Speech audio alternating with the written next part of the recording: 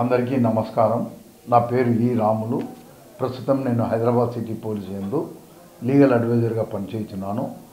మా హైదరాబాద్ సిపి గారి ఆదేశానుసారము ఈ కొత్త భారతీయ నాగరిక సురక్ష సంహిత అందులో ఉన్న కొన్ని ముఖ్యమైన టాపిక్స్ గురించి వీడియో ద్వారా పోలీస్ వారికి అవగాహన కలిగేటట్లు ఉండాలని కోరినందున నేను ఈరోజు అప్రూవర్ అనే టాపిక్ పైన వీడియోను రిలీజ్ చేస్తున్నాను.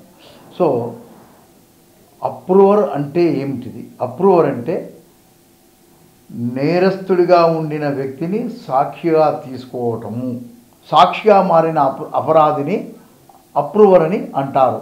ఇవి మనకు ఇంతకుముందున్న సిఆర్పిసిలో సెక్షన్ 306 నుంచి 308 వరకు చెప్పబడింది. ప్రస్తుతం భారతీయ నాగరిక సురక్ష సంహితలో 343 నుంచి 346లో ఈ విషయాలను ఉన్నట్లుగా చెప్పబడింది. దీనిలో ఎలాంటి మార్పులు లేదు. కానీ ఈ సబ్జెక్ట్ మీద అవగాహన ఉండాలని ఈ యొక్క వీడియోను రిలీజ్ చేస్తున్నాం. అయితే దీంట్లో ఏంటి అప్రూవల్ అనే విషయానికి ఎప్పుడు ఈ ప్రస్తావన వస్తుంది? ఒక కేసు చాలా పబ్లిక్ ఇంట్రెస్ట్ ఉంది, స్టేట్ ఇంట్రెస్ట్ ఉంది, తర్వాత దీంట్లో ఉన్నటువంటి సాక్ష్యం ప్రకారము నేరస్తులకు శిక్ష పడదో అనేది ఖచ్చితంగా తెలియదు. కానీ దీంట్లో నేరస్తులకు తప్పకుండా శిక్ష పడాలనే ఉద్దేశంతో అలాంటి కేసులలో మనము ఈ యొక్క అప్రూవర్ను అంటే సహా అపరాధిని సాక్షిగా మారుటకై కోరటము జరుగుతుంది. కోరడం అంటే ఇది ఆఫ్ ది రికార్డ్లో అండర్స్టాండింగ్ ఉంటుంది, అప్పుడు మనం దీన్ని వాడుకుంటాం. అయితే అప్రూవర్గా ఎలాంటి వ్యక్తిని వాడుకోవాలి? ఈ షుడ్ బి అన్ అకాంప్లీస్. అకాంప్లీస్ అంటే ఎవరు? సహ అపరాధి. ఒక నేరంలో ఒకరికంటే ఎక్కువ ఉన్నప్పుడు ప్రతి ఒక్క అపరాధిని అకాంప్లీస్ అని అంటారు. అయితే మనకు దీంట్లో అవగాహన ఏర్పరచుకొని ఎవరైనా ఒకరికంటే ఎక్కువ నిందితున్న అవగాహన ఏర్పరచుకొని మనం ఏం చేస్తామంటే దీంట్లో సాక్షిగా ఉండుటకు ఇద్దరి మధ్యన అభిప్రాయం ఏర్పడినప్పుడు ఇదంతా ఆఫ్ ది రికార్డ్. అప్పుడు సదరు వ్యక్తి నేరస్తుడు కానీ లేదా ప్రాసిక్యూషన్ కానీ లేదా నేరస్తుడి తరపున అతనికి సంబంధించిన వ్యక్తులు ఎవరైనా కానీ కోర్టులో ఒక దరఖాస్తు వేస్తారు అప్రూవర్గా డిక్లేర్ చేయమని. అయితే నేరస్తుడు వేసినప్పుడు లేదా నేరస్తుడి తరపున ఎవరైనా వేసినప్పుడు పోలీస్ వారికి నోటీస్ ఇస్తారు. వాస్తవంగా ఎప్పుడు నేరస్తుడే ఈ యొక్క అప్రూవర్ కోసం దరఖాస్తు చేసుకుంటాడు అనమాట. అయితే కోర్టు ఆ కేసును సంగతులను విషయాలను అన్నీ క్షుణ్ణంగా పరిశీలించిన తర్వాత దీంట్లో ఎలాంటి దుర్వినియోగం లేదు, ఇది ప్రాపర్గా ఉంది, అవసరం ఉంది దీంట్లో అని అనుకున్నప్పుడు కోర్టు ఏం చేస్తుంది? అతనికి అప్రూవర్గా మాటకు అవకాశాన్ని ఏర్పడుతుంది. అయితే ప్రాసిక్యూషన్ తరఫున వాదన కూడా ఉంటుంది. ప్రాసిక్యూషన్ వారు కూడా నో అబ్జెక్షన్ తెలియజేస్తారు. అప్పుడు అతనికి నిన్ను అప్రూవర్గా మేము తీసుకుంటామని కోర్టు కోరి అతని యొక్క యాక్సెప్టెన్స్ని కూడా రికార్డ్ చేస్తుంది. చేసిన తర్వాత అతని యొక్క సాక్ష్యాన్ని రికార్డ్ చేస్తుంది. అయితే ఇప్పుడు మనం సహా అపరాధి అన్నాం. సహా అపరాధి అంటే ఎట్లా అంటే ఒక నేరములో ప్రత్యక్షంగా కానీ పరోక్షంగా కానీ లేదా రహస్యంగా అతనితో పాటు ఇంకోరితో నేరంలో పాలు పంచుకుంటే అతన్ని అకాంప్లీస్ అని అంటాము. అలాంటి వ్యక్తుల్లో ఒకరు కానీ ఇద్దరు కానీ మనం సెలెక్ట్ చేసుకుంటాం. ఇది ఒక process. I will tell in English also. Approver is an accomplice who has been tendered pardon on condition of is full disclosure of all the facts and circumstances of the case by becoming a witness on behalf of the prosecution on condition that he has been tendered pardon from that offense. ఇదన్నమాట. So ఇప్పుడు మనము దీంట్లో approver ఎవరు grant చేస్తారంటే court grant చేస్తుంది. అయితే దర్యాప్తు స్టేజ్లో చీఫ్ జ్యుడిషియల్ మేజిస్ట్రేట్ దగ్గరనే మనము అప్రూవర్గా కోర్టు గ్రాంట్ చేస్తుంది. కానీ ఛార్జ్షీట్ వేసినాక మాత్రము జ్యుడిషియల్ మేజిస్ట్రేట్ కోర్టులో కూడా అప్లై చేయొచ్చు. అంటే ఆ కేసు అక్కడ విచారింపబడితే ఒకవేళ పై కోర్టులో విచారింపబడేటటువంటి కమిటీలకు ముందు కూడా ఈ జ్యుడిషియల్ మేజిస్ట్రేట్ కోర్టు చేస్తుంది. అయితే ఇది చేస్తుంది. అయితే ఇక్కడ మనము చూడవలసిందంటే ఎలాంటి అపరాధాలలో కూడా ఇక్కడ చెప్పబడింది. స్పెసిఫిక్గా ఇలాంటి అపరాధాలు అనకుండా 3 రకాలైన అపరాధాలకు అప్రూవర్గా పోవచ్చు. ఏదైనా ఒక అపరాధము డిస్ట్రిక్ట్ సెషన్ జడ్జి కోర్టులో విచారింపబడే కేసు అయితే అలాంటి కేసుల్లో ఏదైనా సరే అప్రూవర్గా తీసుకునవచ్చును.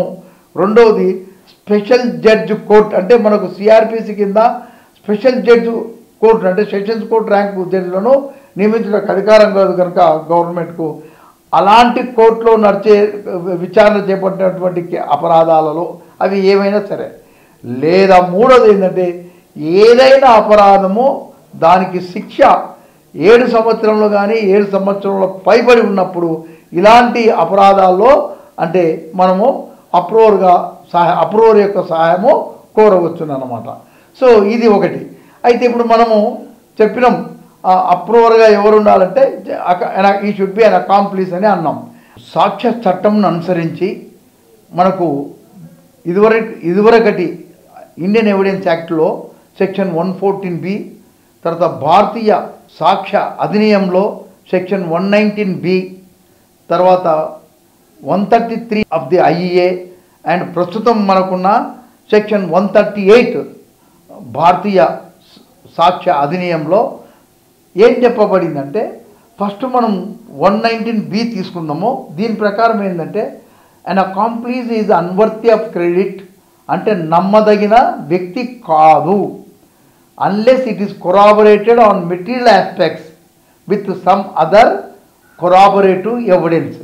అంటే అతని సాక్ష్యాన్ని పరిగణలోకి తీసుకోవాలంటే దానికి సంబంధించిన ముఖ్యమైన అంశాలకు సంబంధించి ఇతరత్ర మద్దతు సాక్ష్యము దానికి ఉంటే అప్పుడు దాన్ని పరిగణలోకి తీసుకోవచ్చు. తర్వాత మన ఇదే ఇండియన్ ఎవిడెన్స్ యాక్ట్లో 133 ఎవిడెన్స్ ఆఫ్ ఎన్ అకాంప్లిస్ అది మనకి ఇప్పుడు భారతీయ సాక్ష్య అధినియంలో సెక్షన్ 138లో ఏం చెప్పబడింది అంటే accomplice is a competent witness is evidence can be consider అన్నారు. సో ఒక తారనేమో అన్వర్తి ఆఫ్ క్రెడిట్ అన్నారు, ఒక దగ్గరనేమో కాంపిటెంట్ అన్నారు. దీని విషయంలో సుప్రీంకోర్టు వారు మనకు చాలా పర్ఫెక్ట్ జడ్జిమెంట్స్ ఇచ్చారు. దాని ప్రకారం ఏంటంటే ఒక నమ్మక ద్రోహి యొక్క సాక్ష్యాన్ని పరిగణలోకి తీసుకొని ఇతరులకు శిక్ష వేయాలంటే వాళ్ళ మనసు కూడా ఒప్పదు కనుక section 114B of the IEA లేదా ప్రస్తుతం భారతీయ సాక్ష్య అధినియం 199B ప్రకారము ఒక అప్రూవర్ యొక్క సాక్ష్యాన్ని పరిగణలోకి తీసుకోవాలంటే అతను చెప్పే సాక్ష్యంలో ముఖ్యమైన విషయాలకు సంబంధించి వేరే అంటే ముఖ్యమైన విషయాలంటే సర్కమ్స్టాన్సెస్ సంబంధించి ఇతరత్ర కొరాబరేటివ్ ఎవిడెన్స్ ఉన్నప్పుడు మాత్రమే పరిగణలోకి తీసుకోవాలని చెప్పబడింది. సో మనకు ఇప్పుడు అర్థమైందంటే తప్పకుండా it should be corroborated with some other circumstantial evidence then only it will be taken into consideration. ఇప్పుడు ఇది మనకు తెలిసిపోయింది. అయితే మనం దీంట్లో ఇప్పుడు అనుకున్నాం దర్యాప్తు స్టేజ్లో అయితే chief judicial magistrate chargesheet file చేసిన తర్వాత అయితే కమిటల్ చేయకముందుకు మేజిస్ట్రేట్ కోర్టు చేస్తుంది, అప్రూవర్గా డిక్లేర్ చేస్తుంది. ఒకవేళ కమిటల్ చేసి ట్రయల్కి వచ్చినప్పుడు సెషన్స్ కోర్టులో వాళ్ళు అప్రూవర్గా డిక్లేర్ చేసి ఫైల్ను కింది కోర్టు పంపిస్తుంది మేజిస్ట్రేట్కు. ఒకవేళ ఒక అఫెన్స్ చీఫ్ జ్యుడిషియల్ మేజిస్ట్రేట్ కోర్టులోనే విచారణ చేపట్టేది ఉంటే ఆ కోర్టు దర్యాప్తు స్టేజ్లో కానీ ట్రయల్ స్టేజ్లో కానీ ఎంక్వైరీ స్టేజ్లో కానీ చేయొచ్చు. కానీ ట్రయల్కు సెషన్స్ కోర్టుకు పోయినప్పుడు అప్రూవర్గా డిక్లేర్ చేసినప్పుడు మళ్ళీ కింది కోర్టుకే దాన్ని సాక్ష్య రికార్డు చేయడానికి పంపవాలన్నమాట. సో ఇప్పుడు మనకు అర్థమైపోయింది ఇప్పుడు ఇది. అయితే మనం ఇప్పుడు అకాంప్లిస్ అనుకున్నాం కదా, ఈ అకాంప్లిస్లలో ఎన్ని కేటగిరీస్ ఉంటుంది అనేది మనకు ముఖ్యం. 3 కేటగిరీస్ ఆఫ్ అక్యూజ్డ్ పర్సన్స్ ఉంటారు. First prime accused. ప్రేమ అక్యూజ్డ్లో మళ్ళీ prime accused of first degree, prime accused of second degree. అంటే ఎవరు suppose A killed B and C assisted him. So here A is the prime accused and C who was also physically present and assisted him in catching that person or in holding that person. So he is also prime accused of second degree and A is the prime accused of first degree. తర్వాత next మనకు అబేటార్స్ and conspirators అని ఉంటారు.